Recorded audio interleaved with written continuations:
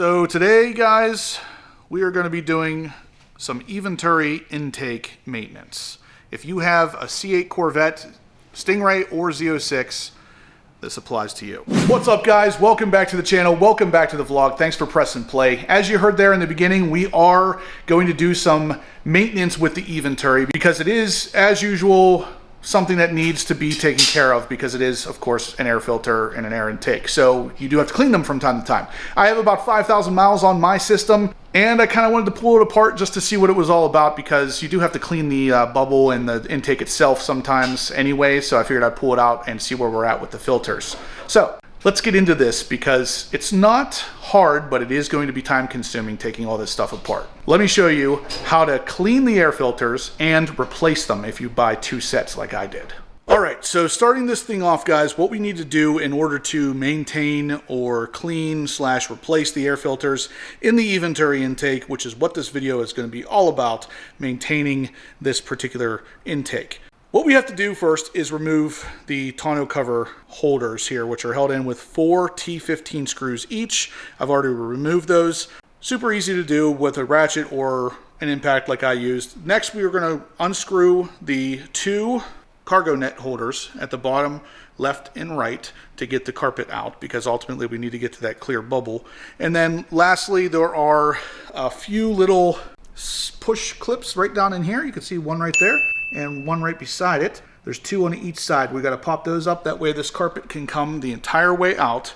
And with the carpet out, we're then going to see the screws that are holding the bubble around the intake in. And again, to get those clips out in the back with the back part of the tonneau cover holder right there. Those little clips, you can actually slide a trim pry tool, just like this one, right underneath them and pop them up. They are just this style Christmas tree connector. That's ultimately what we're removing. Once all the clips and all the screws are out, the next part is to just go ahead, grab the carpet, and we can literally start pulling it out. So you're gonna wanna be careful pulling it out around the bottom side of the bubble. I always like to kind of push down while also pulling out, because otherwise you could potentially scratch this. We don't wanna do that. And just like that, we have it out. Now what's left is a bunch of T15 screws all the way around the clear plastic part. We'll zip those out, then we have access to the intake. With a handful of T15 screws, we're ready to remove the clear plastic. Now with the bubble removed and everything else removed, you can start to see now the hardware of the intake. Number one, you can see how dirty this is, so we got to clean this from time to time, but also we got to disconnect the hardware down here. So the 2 bolts on each side that actually hold the intake in, we'll disconnect those, but not before disconnecting the throttle body connection. So there's a silicone coupler. You can see I have it pushed back off of my throttle bodies. That way, whenever we do release that hardware at the bottom, we're then able to just grab the whole intake and pull it out. While we're in here, we're also going to disconnect the mass airflow sensors, which you can see I've already done. Make sure you do that before yanking this thing out. What we're going to do here pretty much has to have that intake removed because ultimately we need to get all of these screws undone on the sides to reveal the air filters. To get the first nut off right there, or bolt I should say, is a 10mm head and a 10mm nut on the back side as well. So you'll need a wrench and a socket. And the smaller screw, which is the second hole right there, you can see right there, it is a T15 head with an 8mm nut on the back. Now we have everything loose. We can just kind of grab the intake and pull it out around these rubber sleeves on the side, and you are ready to go. Once we get that out, that's when we'll start opening it up and checking out those air filters, cleaning them, replacing them, whatever it is you want to do. And we're out. But let me just tell you, this thing is designed in a very specific way to fit absolutely perfectly in there. So it is a tight fit. But let me show you why we're doing what we're doing today. Because if we take a look on this side of the light here, yeah, we got some debris in there. Oh, some just fell out of the other side too. So leaves, dirt, and I've got about 5,000, 6,000 miles on this thing. It's going to definitely need cleaned. This is what has fallen out of my Eventuri intake so far. That's actually pretty big. That's going to be blocking a decent amount of airflow, and there's still more in there. Put a flashlight on it so you guys can see. There's a decent amount of dirt still in there. Leaves. That's one side. And here's the other side. Some more leaves, dirt. So this kind of leads us to our next point, which is we really need some sort of grill guards for the side intakes. Thankfully, Scrape Armor has us covered. So those leaves, those big leaves at least, will not end up in there again. What's Onyx think? He thinks he's out of here. Anyway, the first step here, guys, is going to be to clean the bubble. So basically, this is the maintenance side of owning the Eventuri. This needs cleaned on the front and back, as well as the intake itself will need to be cleaned front and back. Then we're going to get into the air filters. Just so you guys know, the plastic here is ceramic coated on my end on the front and back side, and the intake itself is also ceramic coated. So I can wipe this down pretty easily with some ceramic boost from Expel. But really any detail spray and a clean microfiber cloth will work. Obviously you want it to be very clean because this stuff scratches pretty easily. Same with the carbon fiber intake. Obviously you don't want to scratch that. So a good detail spray with a nice microfiber cloth will kind of take care of it, because really it's just dusty. It's not really dirty per se, but this is the first step. Again, ceramic boost. We're just gonna apply liberally. You can use detail spray, whatever it is you want to use. I'm using this, like I said, because this is ceramic coated. So like I said, ceramic boost is what I'm going to be using, just because this is already ceramic coated. So nothing special here. Wet it down, wipe it off just like you would detail spray. And she's all cleaned up. So let's go ahead and remove the side panels here where the air filters are at. With any reusable filter, it's always a good idea to have at least 2 sets of them. That way you can just swap one in and clean the second set, so it's ready to go next time you need to swap out the filters. So that's what we're going to do here. I'm going to swap in a new clean set of filters and clean the old ones and let them dry. That way they're ready to go for the next time that I need them. So here are the new air filters, guys. This is for specifically the C8 Z06. The C8 Stingray is a slightly different filter. They're relatively small. They are mounted kind of opposite of the way you would normally mount a filter. They're mounted with this side facing the dirty air, but these are the brand new filters. Like I said, we're going to take these ones out and clean them using the cleaning kit that Eventuri recommends, which is right here. All of this stuff will be linked in the description down below, but the Z06 air filters are right here. This is the part number you're going to want, and of course they will be linked in the description down below as well.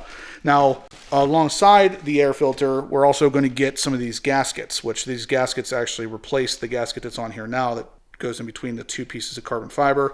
This is really just to keep them airtight, so no dirty air is getting pulled from anywhere except for the side intakes of the car. So let's go ahead, get these removed, and I'll show you a comparison of a new filter compared to the one that has about 5,000 miles on it. First step is to remove the Allen screws, which are apparently an HW3. Now there is a nut on the back side of every one of these as well, and the nut on the back side is an 8mm. So you will need a little ratchet and then that HW3 Allen key to get that out.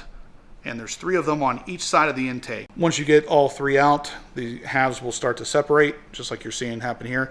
Now keep in mind, when we're putting these back together, there are 2 little bumps in the carbon fiber to allow you to know exactly the orientation. But then we should be able to just grab this piece of carbon fiber, pop it off.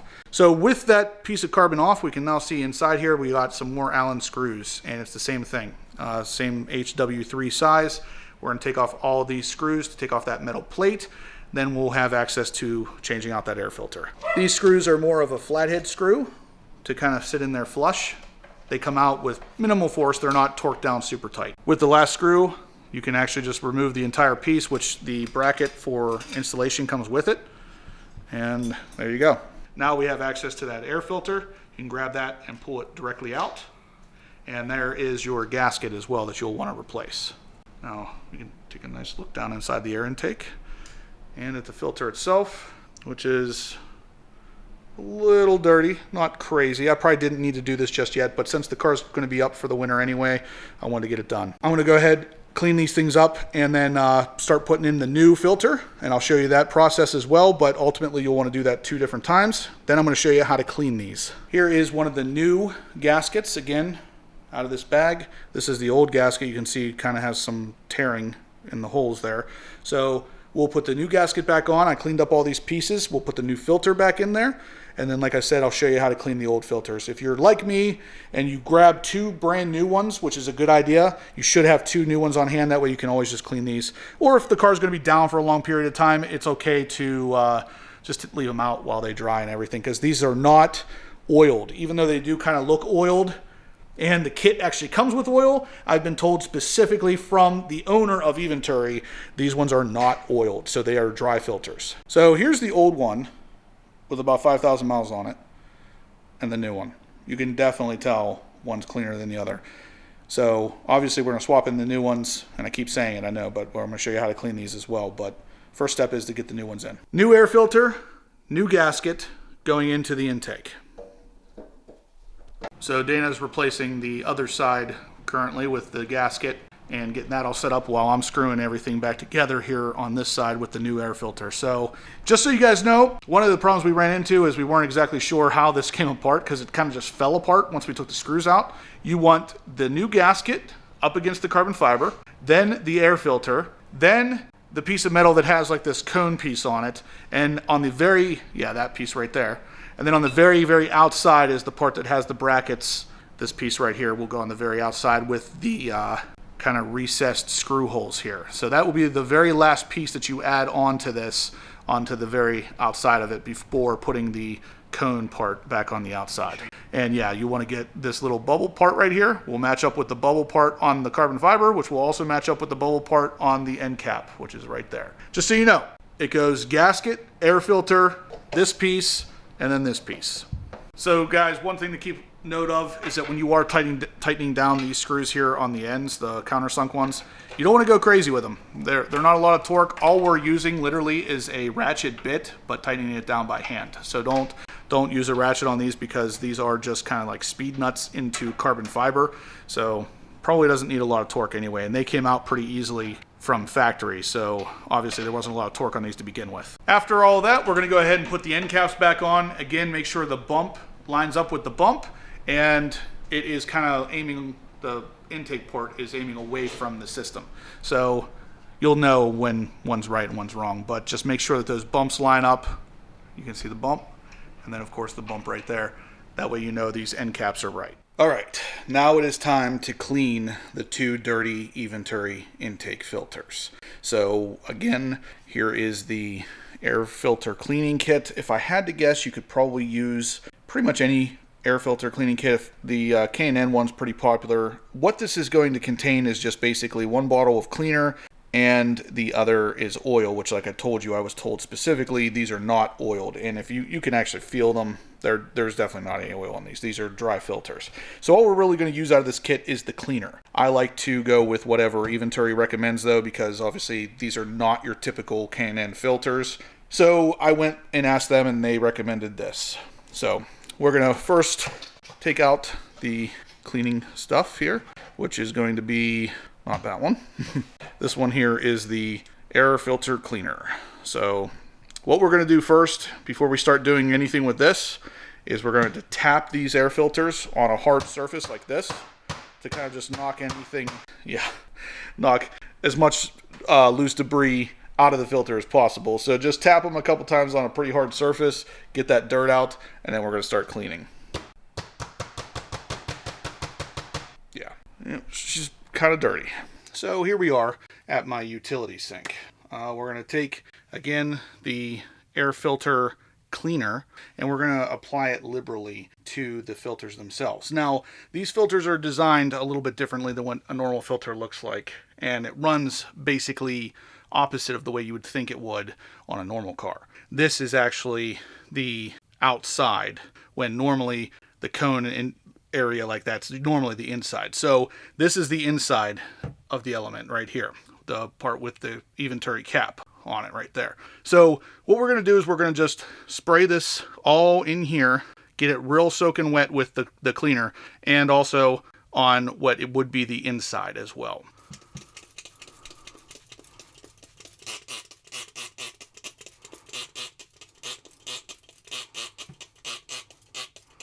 Then we'll spray it out here as well. Basically just want to make sure you get it all completely soaked. And you can see it's kind of pulling up in there.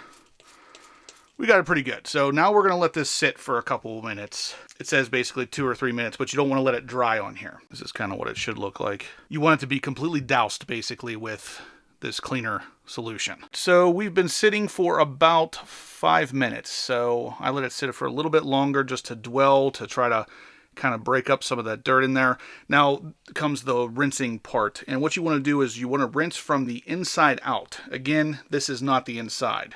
The inside is actually here. So we're going to run water down through this element and out the bottom. You can see it's kind of sudsing up. So we're just going to do it just like this all the way around it until there's no more suds.